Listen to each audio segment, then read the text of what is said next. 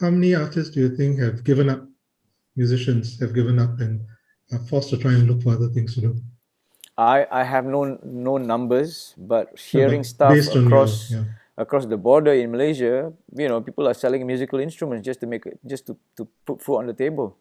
yeah. At Okay, so it's, that state, because especially those who have you know families to feed, and they have to bills to pay, their housing loan, whatever, so it's desperate in some situation.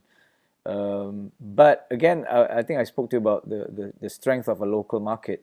So now you see, you look at how local promoters who used to bring in all these acts from outside to perform in Singapore are now not able to do that.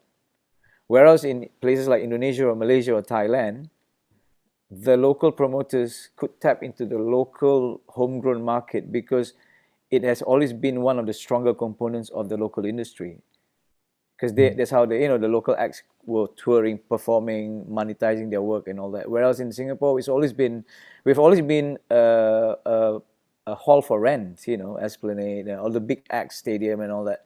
The bulk of the money is from foreign acts performing in Singapore, right? So how do you change that, and how do you use this current situation to kind of shift a bit of the balance, where you can actually tap into your homegrown market now? There's so many talented musicians out there, young, mid-career people. I see it all the time.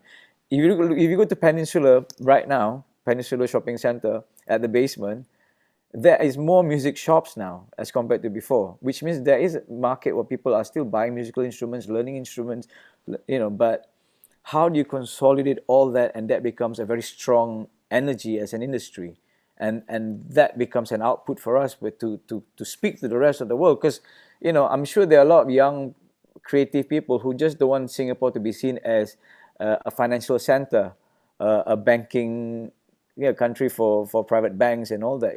They want to be recognized.